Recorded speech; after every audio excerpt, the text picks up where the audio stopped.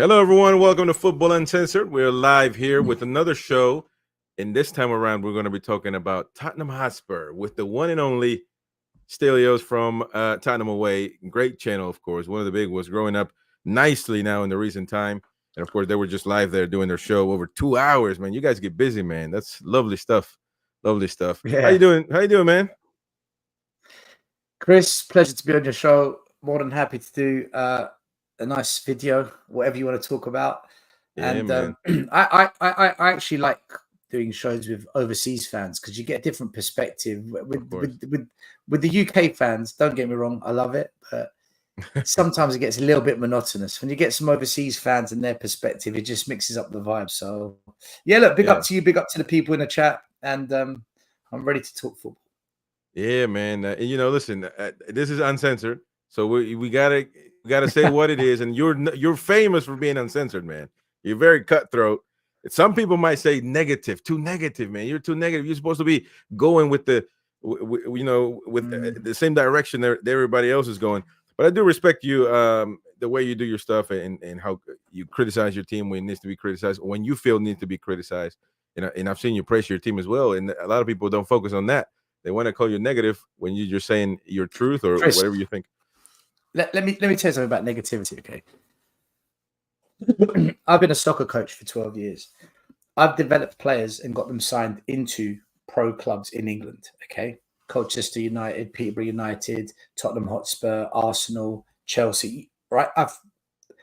To do that, you have to create a positive learning environment and you have to create a can-do, I will achieve positive mentality with the player. Mm-hmm. To do what I do, you must be positive. But at the same time, you can't kid people. I don't tell players I work with what they want to hear. I tell them what they need to hear.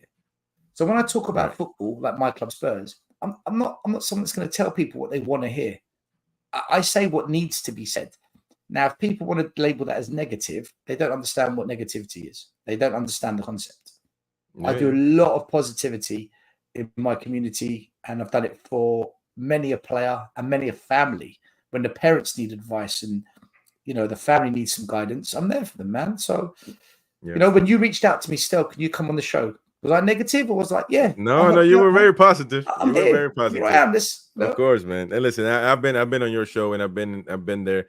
I don't know if you remember, but we debated as well at that time where I didn't agree with Postecoglou's just ultra offensive style of football because the game you need to defend and you counter me on that. We had a healthy debate. But now the season's over. We're about to start another one. But now that the season's over, where is Spurs at, man? I mean, tell me, how do you rate the season? How do you rate ANGE? And of course, we're gonna get into Daniel Levy and the office stuff. But as far as football is concerned, how do you think you guys did last season?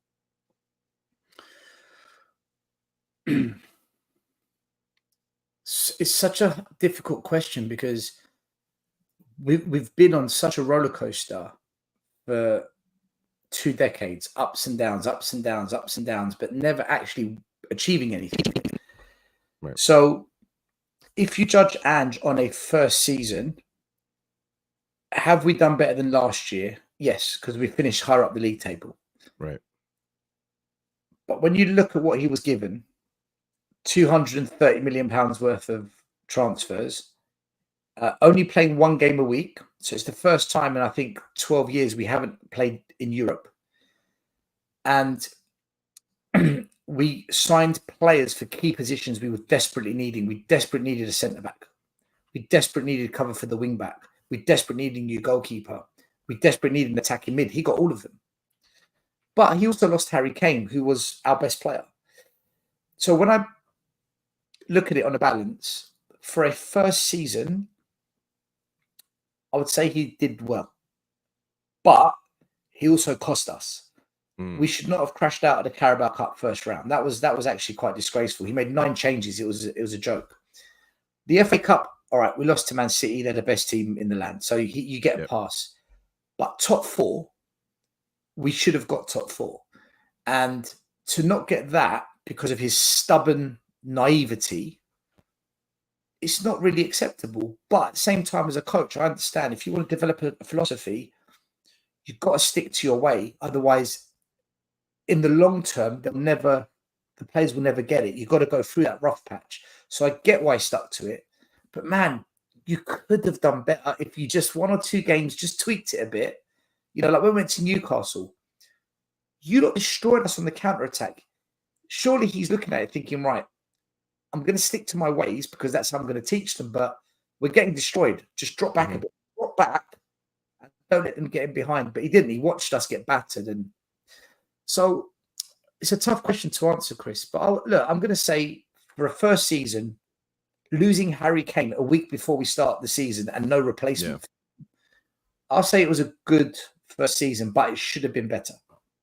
Yeah, but you can talk about 4th would have been the ideal spot. You're talking about 2 points away, though.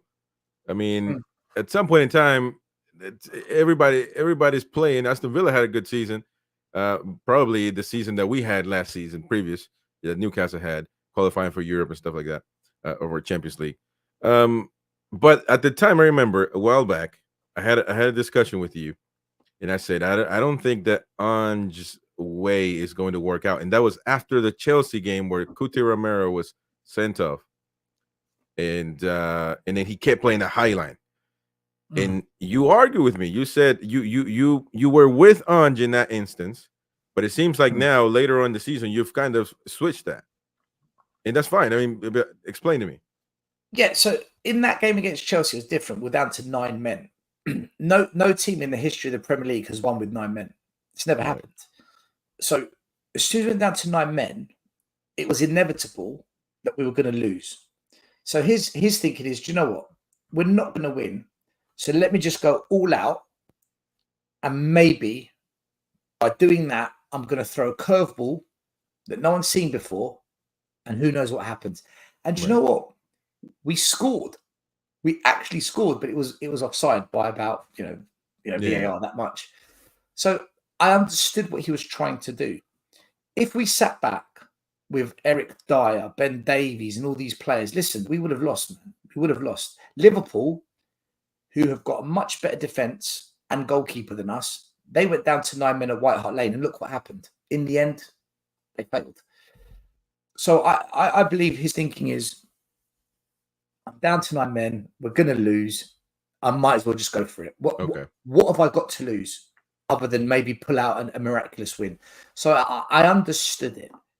But when you've got 11 men on the pitch and you're doing that and you're losing, that's where hold on a minute.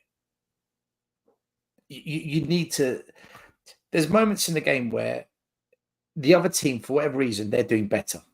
Their tactics working. Your players, they haven't come out on fire. They're half asleep. Drop back, not all the way back, just drop back 15, 20 yards, suffocate the game, calm it down, get control. Now we push up. But quite often he's like, no, stay there. And teams like you destroyed us. Brighton away, we were 4-0 down. It could have been 5 or 6, man. The Newcastle game wasn't a one-off. We saw that a lot. And all you've got to do is just drop back for 10, 15 minutes, calm it down, build up some momentum, and then you can push up. But that's where is he who he is, though? Because Ian Fleming here saying, Ange always played that way. He's done the same since his Scottish club at Celtic. So is he, is there going to be a point where you think, look, I don't call for managers to get sacked, but that's who he is. Is he going to change? Yeah. So Celtic is the best team in Scotland who spend the most money and get the best players in that league, right? I know where you're going. That's like saying he managed Man City. Right? In Celtic, all you've got to do is beat Rangers and you've won the league. In England, you've got to deal with Man City. You've got to deal with Arsenal, Liverpool, Man United, Newcastle, Aston Villa, West Ham United, who it's a London derby. It's different. You're up against Klopps, Peps, you name it, Pochettino's, top managers here. It's different. Ten Hag, who's won in Holland, who's won 2 trophies with an average Man United team. So it's who we are. But then here's the thing. The last couple of games, Chris, he changed it. Against Man City, we weren't on the halfway line. We still lost the game, but we weren't on the halfway line. He did adapt. So I'm thinking, well, hold on a minute. So you can adapt. So, you know, it's who he is a myth. Yeah. It's a myth. Ultra expensive. Now, what's going on with TIMO, man? I know you're very outspoken about him. TIMO Werner. You actually, man. Listen, I keep an eye on you, brother. Next question. I keep an eye on you, man, because I want your blood pressure is gonna skyrocket, man. What is going on? He's been well, I can't say he was a decent player once upon a time. Chelsea didn't stay at Chelsea, went away. Spurs got him. So you absolutely do not rate him whatsoever. No, man, he's rubbish, Chris. It's a joke. It's an absolute joke of a sign. This guy. He went to Germany after Chelsea, bummed out. He was third choice for his position at RB Leipzig. The club that made you, that took you back, if they don't want you again, that is a major red flag. And we're like, yeah, come to Spurs. He came to Spurs, scored 2 goals, missed countless opportunities, shooting accuracy, shots on target, goals converted, the worst stats at Spurs, the worst. Other than big chances misses, Brennan Johnson won that award. But we don't play with wingers; we play with a front 3. So think of Salah, Firmino, Mane. They've got to score goals. The season Liverpool won the league, those front 3 scored 50 goals. The only way you get away with it is if you have one striker that scores all those goals, like when Man City won the league with Erling Haaland, who scored 50 goals in a season. So we don't have a 50-goal a season striker. So you need the front 3 to all score goals. He's horrendous. He's shocking. So how can you have a player of this failure rate at your club? And he did exactly what every Chelsea fan warned us of. This guy in front of goal, God help you. And he proved it. Okay. Ange gets a pass because we were desperate. Solomon was injured. Perisic was injured. Son was on Asia Cup duty. We needed someone. He was available. It was cheap. It's just a 6-month stopgap. All right. That's ended. But you've brought him back for a season. He's the second highest paid player at the club now. This washed out German attacker is going to play for Spurs, man, and get lots of minutes. He's shocking. Okay, once in a while he puts in a really good cross and gets an assist. Okay. Front of goal, if Son doesn't play, we can't score goals. We don't have goals in against the top 10 teams, Chris. Against the top 10 teams, without Son, we're finished. It's a joke. It's an absolute joke. And he is the second highest paid player in Spurs. Is that a fact? Yeah. Yeah, well, that is shocking. He was third, but we got rid of Ndombele, who was the highest paid player. Ndombele was. Yeah, I know. Okay, well, so now we're opening up a Pandora box that might be leading to the people above, the powers that be, and of course you've been very, very critical of Daniel Levy. I put up a comment in one of your community, one of your community posts a while back, and where I said, is Daniel Levy the next Mike Ashley? And maybe doesn't necessarily correlate the two. The comment was deleted. I don't know if it was on purpose or maybe it was a lot of comments there that I didn't go back because I was going back to see an answer for it. But I mean, what is your issue with Daniel Levy, and should he go? My issue with Daniel Levy is he doesn't give a damn about the fans. He doesn't care about success. It means nothing to him. When ENIC, the company that Daniel Levy part owns, when they bought Tottenham, they said, and I've got the news clip. I've got the news clip in the article because back then we didn't have social media, so it was all newspapers. And we see Spurs as an undervalued asset that we can increase the value of because we see the future of sport going down an entertainment media route. They've done exactly what they said. They bought the club for 100 million, something like that. It's now worth 4 billion. And we've become a media entertainment, Disneyland center. We do NFL, we do Lady Gaga, Travis Scott, U2, Pink, Taylor Swift concerts. We've got Formula One go-karting. We're building a luxury hotel. We're building a leisure center, climbing walls, sports. And then they're going to build luxury flats and expand the gentrification of the area with housing and new town halls. And look, we are basically Universal Studios of football. This is what they wanted, and they're making an absolute killing. Football is one product of many now. Gotcha. At Tottenham, it's not. They will tell the fans it's at the core, it's at the heart. It's not, because if it was, would be the best, would win. Because the stadium is state of the art. They've got the best plumbers, the best designers, the best architects, the best builders. Our training centre and academy, amazing infrastructure, amazing facility. The hotel will be one of the best hotels in North London when it's built. We're the 8th richest club in the world now. 8th richest club in the world. As a business, Chris, we are amazing. Immensely. No PSR issues. No PSR, no FFP. We are immensely successful. Spurs are one of the best run sports businesses on the planet. When people say Spurs are a big club, my answer is no. We're a big business. We're not a big football club anymore. Business, we're the top 3 in the country. Hands down, we've got to be in the top 3 best, if not the best. Football, we're called Spursy, for crying out loud. We're called Spursy, So my issue with Levy is they don't give a damn about the fans. They don't give a damn about success. When the shareholders or when the fans say, do you think not winning silverware is something that you failed on, or why do you never push the boat out to be successful on the pitch the way you've been successful off the pitch? The response you get is, you've never had it this good before. It's nice.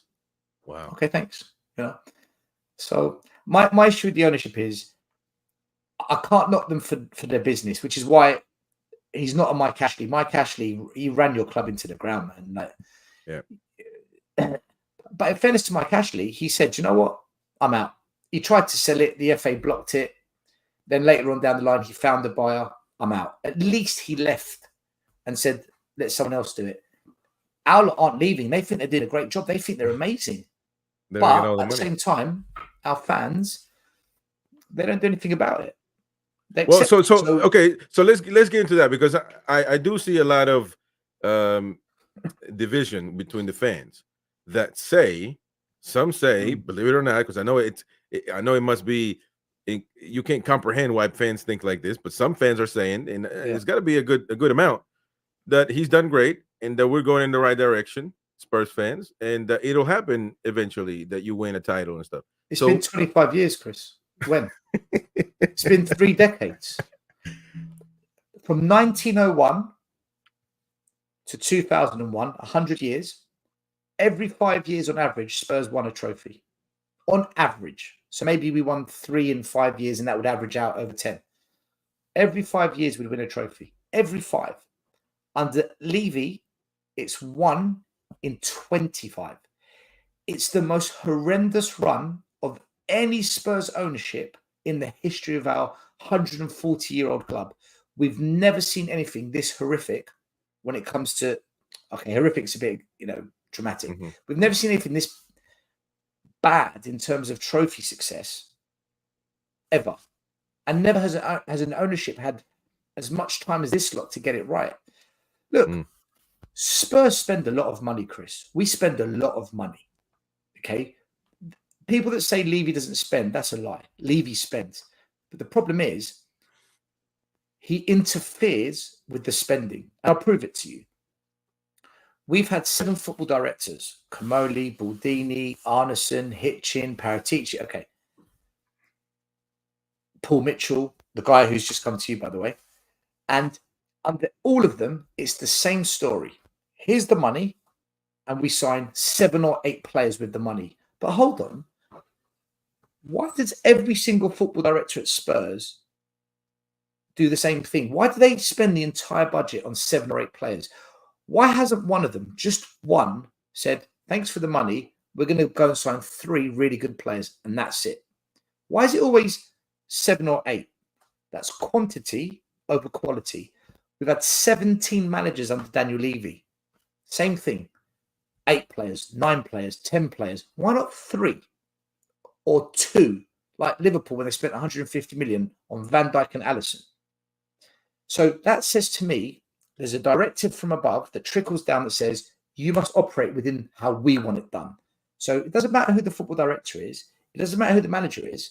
They must buy as many players as possible with the budget. Quantity over quality.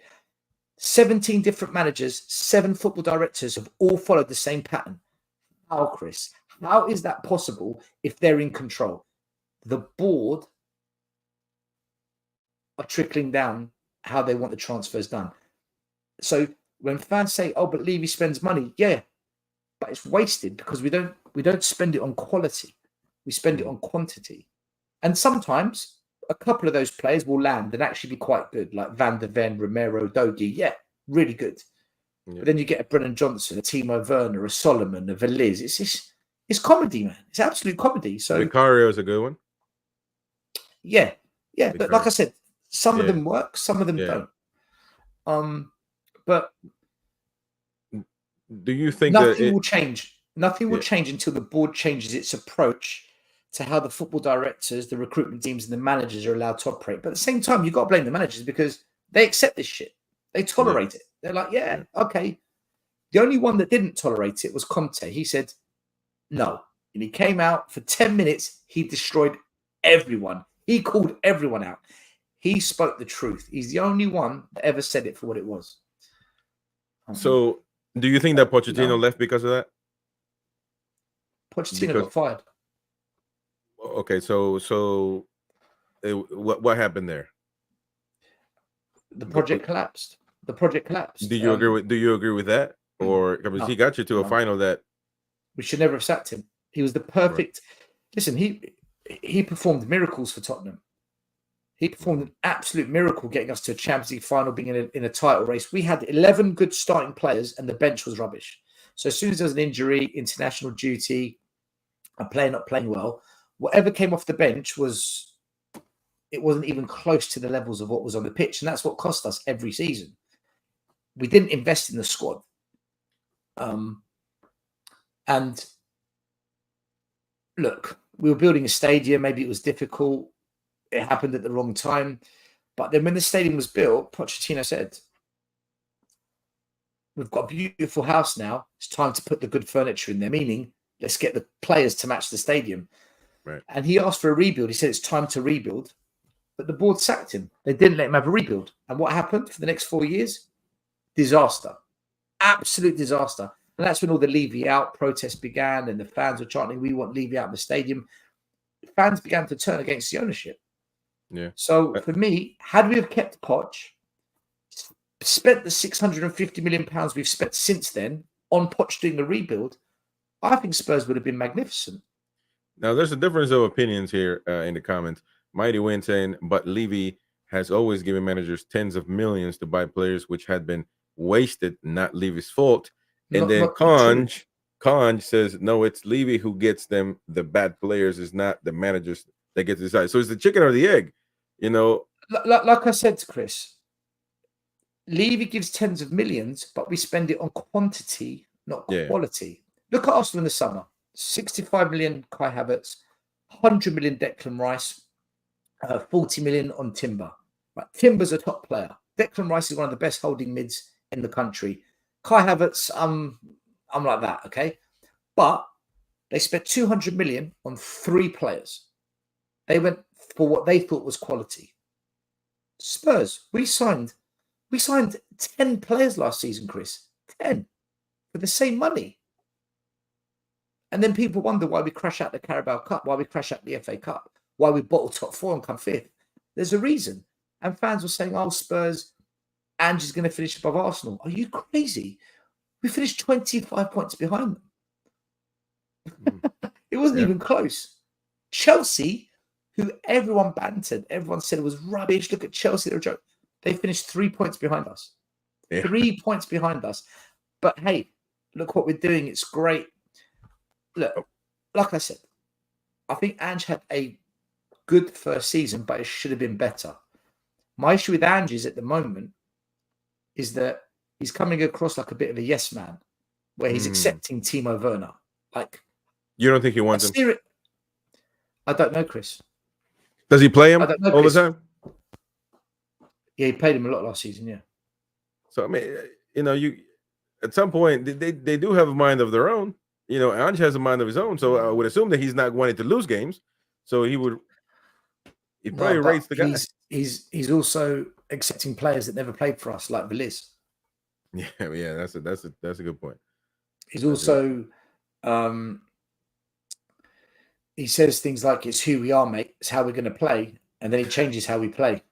So Ange says one thing and sometimes does the opposite. So it's very difficult to understand what. Yeah. I think he's come in. He doesn't want to rock the boat. He just wants to be liked. He just wants to, get everyone on board, bring everyone together. So he's playing the game, but he's playing a dangerous game if he starts accepting players that aren't going to work at Spurs. And Timo Werner, for me, that's a major red flag. I'm really worried about that signing. And then we spent £40 million on this kid who's 17, 18, wow. Archie Gray from Leeds. Look, it could turn out to be amazing, Chris. But, 40 million. I don't see him coming into Spurs starting and changing the way our fortunes. I just think that's a quite a very over optimistic expectation we're going to put on this young kid. Maybe in 2-3 years' time, he's played a couple of seasons at Spurs. He's had a little bit of game time. Then we could say, yeah, because it took Gareth Bale 2-3 years, right? And he became the best left winger on the planet.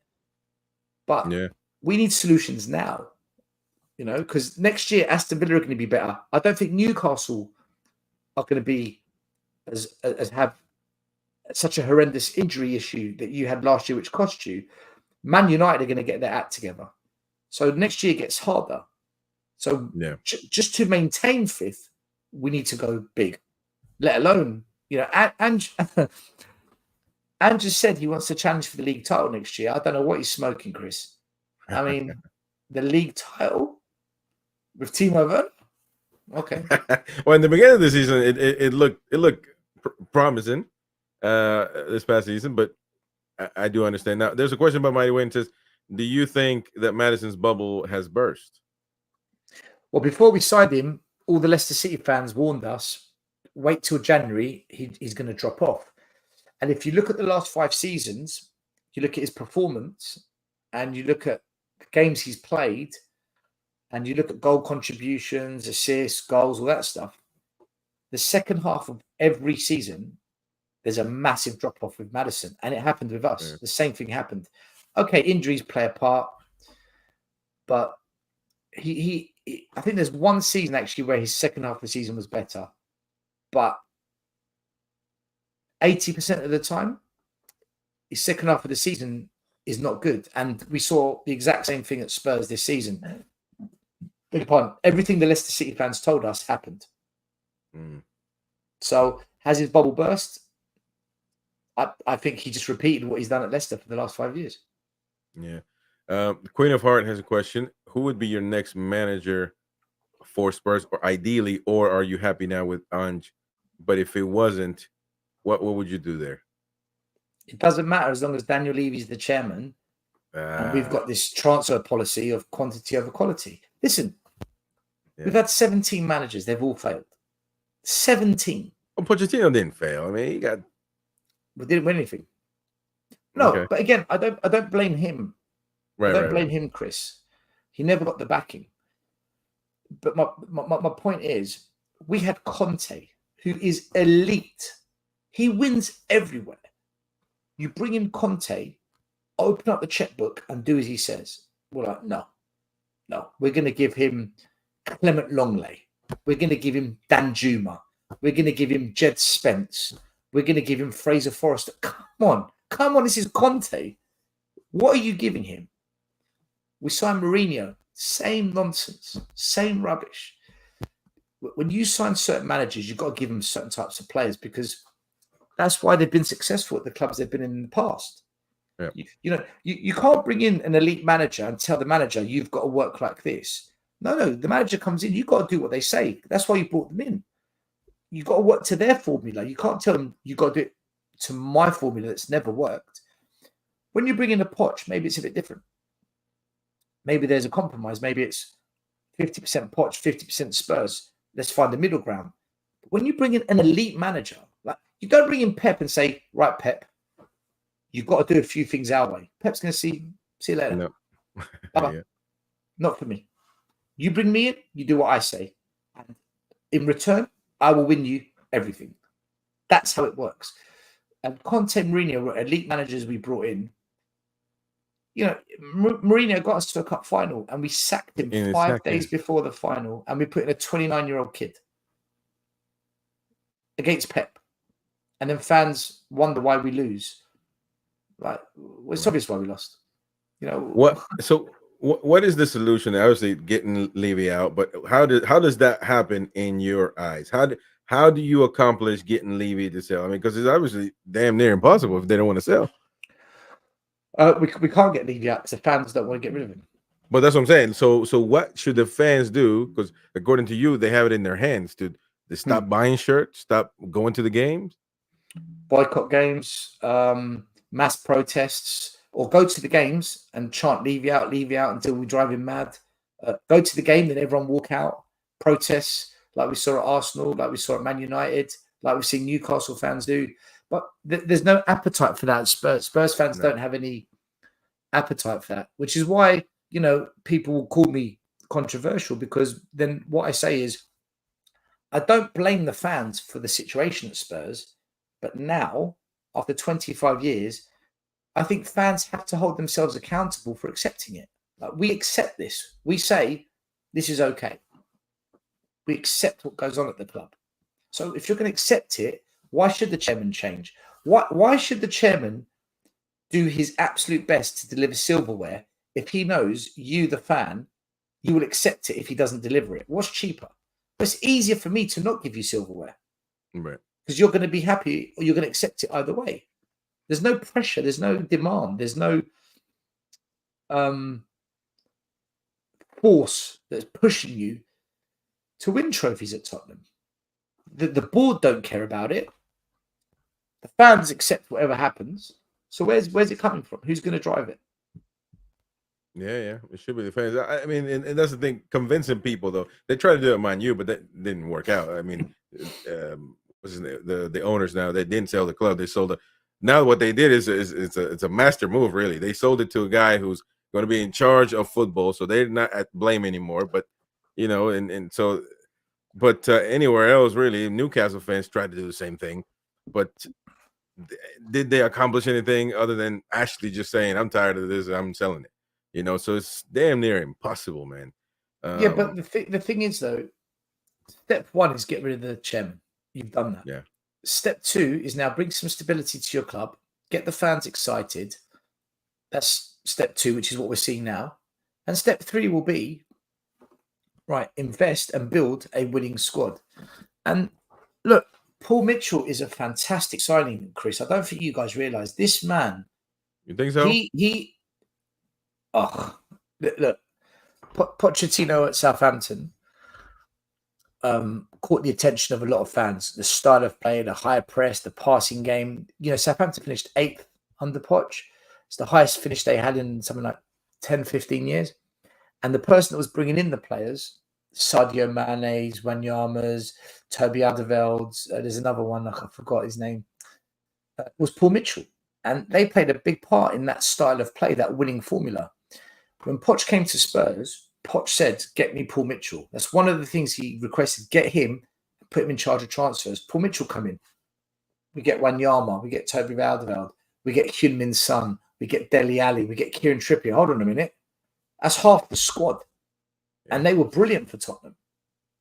So the reason Spurs were doing well, yeah, we had a good manager, but we also had a top guy that was bringing in the right talent on the cheap, Chris.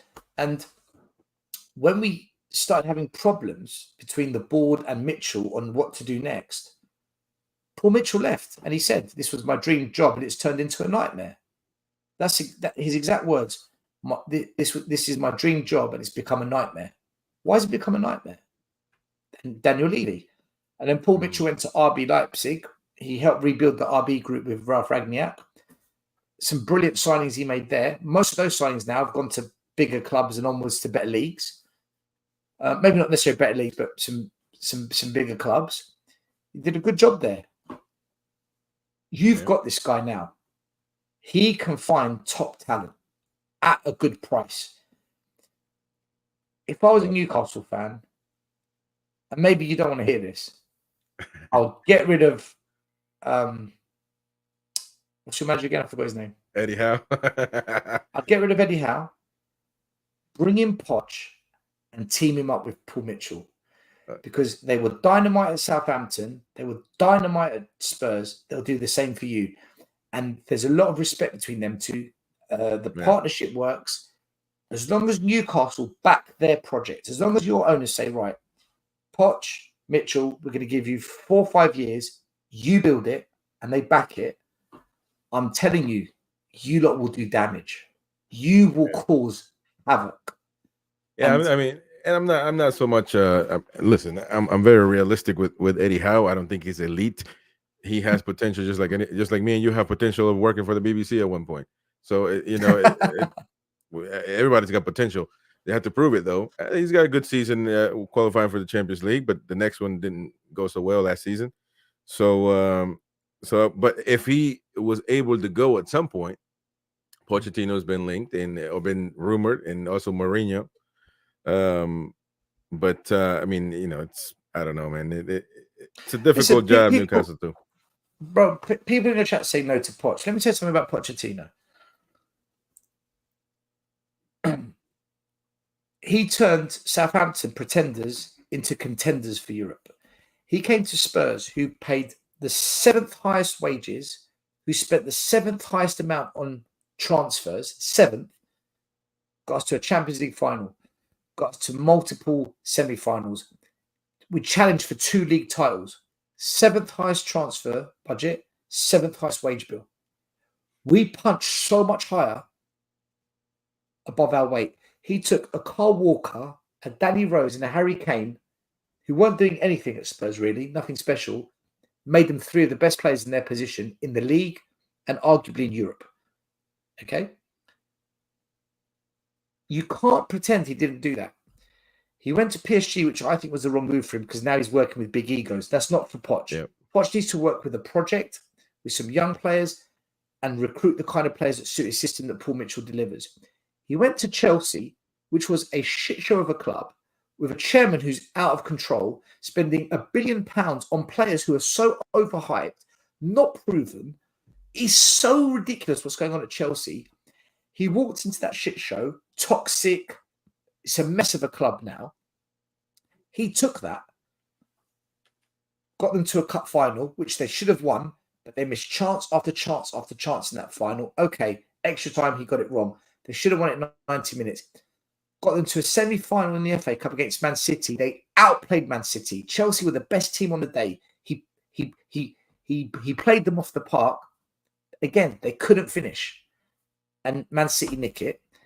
And he ended up finishing 6th, got them back into Europe, 3 points off Spurs, who everyone said, oh, ANGE Ball's amazing. Oh, look at what ANGE is doing. For a first season at a toxic club, Poch did really well. He never got any signings that he wanted, by the way. Not his players. So people can call out Poch as much as they want. They can say he doesn't win anything. Okay, fair enough. But he will do so much better at Newcastle than any of your managers have done before. I'll tell you what he will be for Newcastle. What Newcastle were under Kevin Keegan, you'll get that back. That's what you'll get. You sold me that car. You're a good car salesman, man. I love Keegan didn't win anything, right? He didn't win anything. No, he didn't win it. He almost did, though. Almost don't count. Almost did. That's what Poch will get you back to. But with your new owners now, maybe this time you can get it over the line. Yeah, no, But it's going to take 4 or 5 years. But people that say no to Poch, you haven't got a clue about Poch. And you haven't got a clue about what he does with Paul Mitchell. Well, as soon as you got Paul Mitchell, yeah. I said it. If they get Poch, shit. Holy shit if they get Poch as well now. Because I did the same show now preseason. We're not having debate shows really, but we're having, bringing one fan of each club to have their say. I was talking to a Chelsea fan last week, and he hated Poch. He wanted him sacked. I said, but he got you from 12 to 6. And it could have been a little bit higher if Man U didn't win the FA Cup. And he said, no, but he didn't get to Europa. So if you don't get to Europa, you're sacked. But man, there's no process whatsoever. Just no unbelievable stuff. And I thought what Poch did was really good, getting that team with full of young players. I mean, they were complaining, Chelsea fans, about how young they had. All these guys that had no name. And so I rate him. I rate him. He might go to England. Would you like to see him in England? I think he'll do a good job for England. I think, look, most Chelsea fans are clowns. And I've got no concern saying that. And the reason they're clowns is because they don't know who they are. They forget. When I was watching football in the 80s and 90s, Chelsea were nobodies, man. Nothing club. They almost went bankrupt. They locked up the gates with a padlock. They tried to sell the ground, right? They got some owners that came in. I think Harding and then Gates came in. They saved the club. Abramovich took them from an average club to the greatest club over the last 20 years. He chucked unbelievable money at it. His own money, interest-free lending, basically a blank checkbook, and they bought the best managers, players, right? They bought success. And Chelsea fans, from being, who are you? They became so spoiled. Trophy after trophy after trophy after the best player, the best manager. They were so spoiled as a club. As soon as Abramovich left, Chelsea have become what they always have been. A slightly above average club, right? Who are you? The Chelsea we're seeing now is the Chelsea that they've always been throughout their history. Abramovich gave them 20 years they'll never forget that no one has ever seen. Billionaire just wanting to be the best. What Chelsea are now is what they've always been. And Chelsea fans forgot who they were. This is who you are, Chelsea. And they want to go after Poch doesn't know what he's doing. We hate him. No, you hate Abramovich not being your chairman. Todd Bowley has ruined your club. This is all on Todd Bowley and his insane behavior. So, Chelsea fans can hate Poch. Do you know what? He's done better than any manager at Chelsea since Abramovich left. So hate on him all you want. But if you think the next manager is going to come in and do better, he'll be gone. In a year's time, the next manager will be gone. And that's Chelsea. Yeah. That's a good take, man. That's a good take. By the way, my one of my guys from NUFC Talk TV saying, you know your onions, unlike the host. He's giving me shit, saying what a great guest. Man, relax on Chris, people. Relax on come Chris. On. Hey, man, still go way back, man. I knew him since he had about 10K subs over it now, and he's got 25K. Now he's famous, man. He's on another level now. I'm not famous. Yeah. So going back to Spurs, though, you're looking at your squad. You got good players, man. I mean, in that sense, you can't complain. Now, maybe you would like to have a few like signings that are just maybe break the market, or what do you want as a fan? Because I mean, you don't like TIMO, but he's there. Yeah, I'll tell you. Yeah. So what do you need according to you? Just quickly, there's a guy called Beer Viking 1141 in the chat. He says, I'd rather take Conte than Poch. I agree. I would rather have Conte than Poch. But if you bring in Conte, you've got to go for it now. He's for the now. Yeah. I'm being realistic. When I say Poch, it's about a project and it's developing a Newcastle team over time. I think with FFP and PSR, you can't do it now. You've got to build. That's why I said Poch. He's better for where Newcastle is today. If you're prepared to go and spend big bucks and not get into trouble, then yeah, Conte. I don't disagree with that. But I don't think that's where Newcastle are. Spurs just need to start signing established, proven quality for key positions. So we desperately need a new striker. We need an attacking wide forward that can beat a man, who can create and who can score. We need, I think, another attacking mid, because Maddison, I don't think he's the answer. I don't. I think he's worth having in the squad, but I don't think he's the solution. And we desperately need a number 6 holding mid-man, like one that can play the ANGE system of receiving the ball in the half turn, turning out of tight spaces, playing across the goal without making a mistake for when we beat the press, and someone that can just be a ball-playing number 6. We need that player who's consistent, because Basuma is so inconsistent. It's a joke. Yeah. I don't want to put that on the kid's shoulders. I don't want a kid to be our striker or the number 6. Or the new attacking mid. We need some proven talent, because the youngsters need to learn something. Need to learn from the pros. Well, who's the pros teaching them at Spurs? Yeah. And if we're going to keep our best players, do you know what? You need some ambitious signings that are going to show to the good players, this is why you got to stay. You know, convince them to stay, because otherwise they leave. Which is why Harry Kane left, Berbatov left, Ericsson left.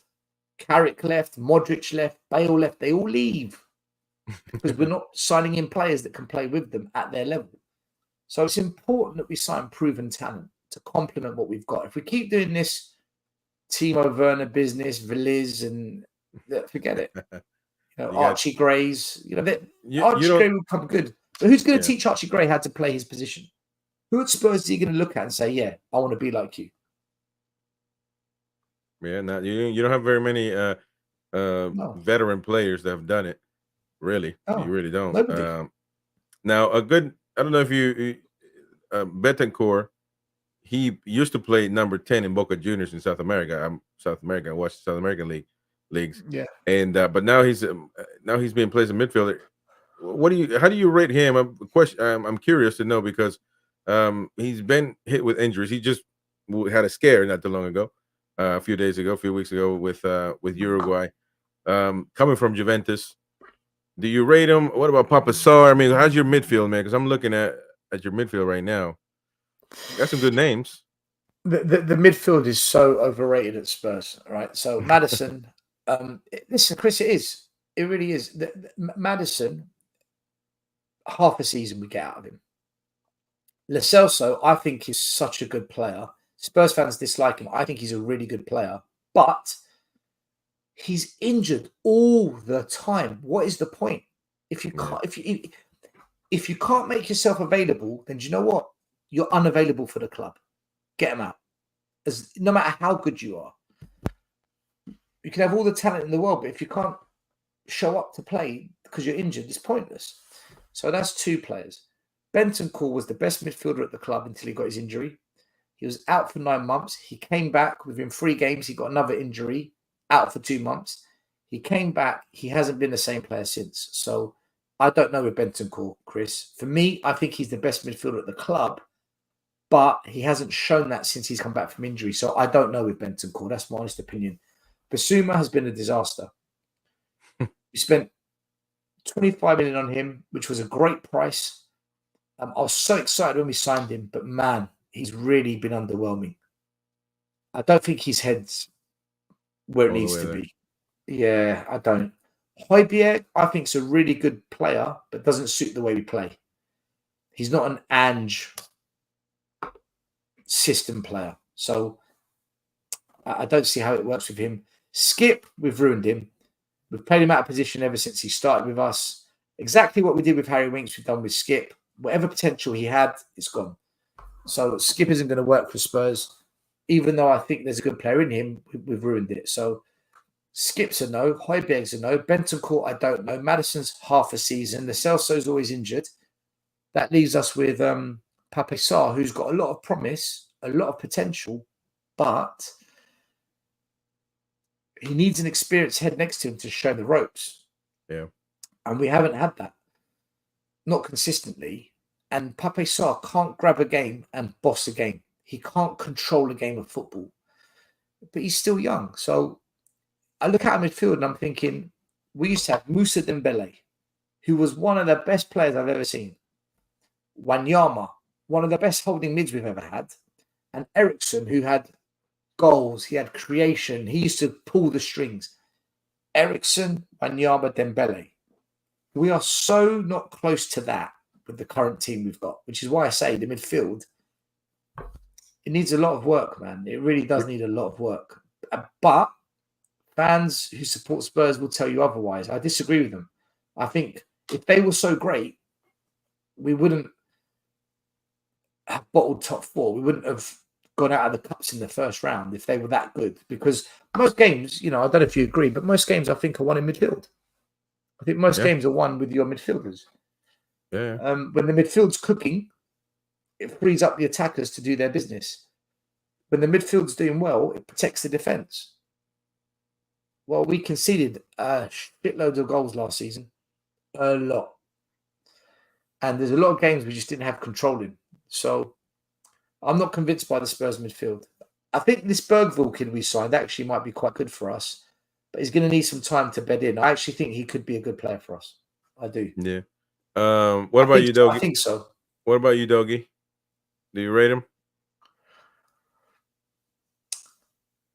I think we've slightly overhyped him because defensively at times he's been found wanting, but I've seen enough in him to say he's going to be a really good player one day, like really good player.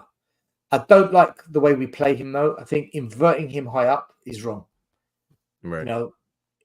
He's good at going up the wing because he can beat a player. He's actually got skill and he can put a cross in.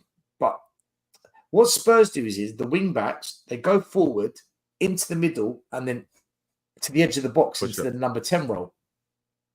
So they don't invert into the midfield. They invert into the number 10 role on the edge of the box, which leaves the wide areas exposed, the two centre-backs on the halfway line, the holding mids on the edge of the box. So you've got this big gap here. And that's how you tore us to pieces. Yeah. And the only one that can recover with pace is Van der Ven. But he can't do it every single week. No. So, but he's fast though, boy. He's amazing. He's an amazing centre back. He's brilliant. He's actually brilliant. But the problem is, you're expecting him to do these Usain Bolt sprints every single game to save us. Yeah. And then when his hamstring pops, I wonder why that happened. Well, because you're making him defend at an extremely difficult level all the time. Whereas if one of the wing backs held back, like Porro Dogi, at least then there's some cover. But Adogi's too high up, I think, which is how we've been exposed in a lot of games this season. Yeah. But I think Adogi is going to be a really, really good player. I don't want us to get rid of Adogi. 100% he's our starting left back. He's a good player, man. He's a good player. And Pedro Porro is good, man. A little bit rough defending. Again, Porro, great going forward. In fact, if you look at the top 10 teams in the league when we played them, home and away, and in the cup, the players that have got the most goals and assists, goal contributions, is HeungMin Son and Pedro Porro. So Porro actually turns up in most of the big games. He's really improved a lot this season. Like going for again, though, he inverts. If he just goes wide, he's so much better. So I don't think we're playing to the best of his potential, but definitely he's been a really good player for us. Defensively, this season he's improved, but he's still not where I would like to see him. Yeah. So there's room for improvement defensively with him. But yeah, look, he's been good for us this season. Really good. Now, last but not least, man, we got to talk about the one and only. I lived in Korea, brother. I was stationed in Korea when I was in the military, and he is. Oh, you military man.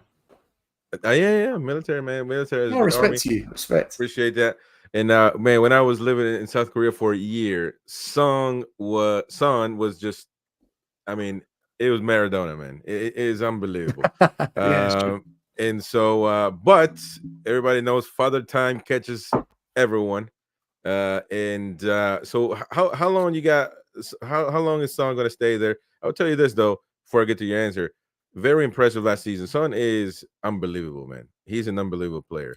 I don't think he gets the credit that he deserves a lot by Premier League fans and pundits and all that stuff. But what do you think? Yeah, I think his best days are behind him. The Kane-Son partnership for like 5 years was phenomenal. It's actually criminal that those two didn't win trophies.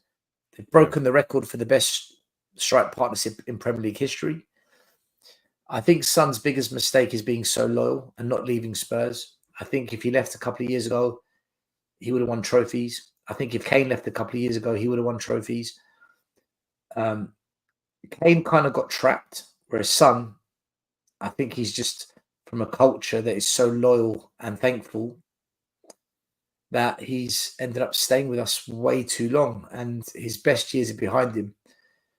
We need to really start bringing in the Son replacement, because we haven't brought in the Harry Kane replacement. If we don't bring in the Son replacement, we're fucked. We're done. We're actually fucked. So you got Richarlison. Don't get me started.